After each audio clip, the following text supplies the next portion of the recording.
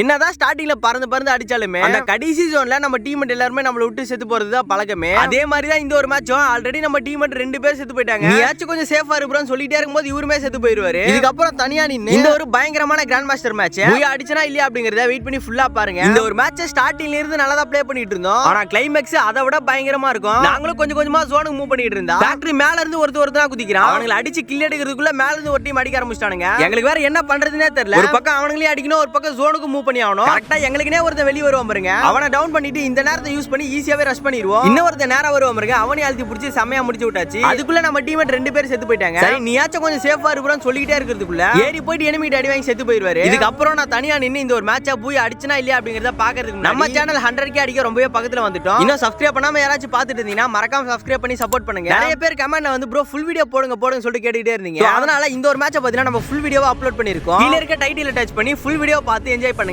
Bye guys.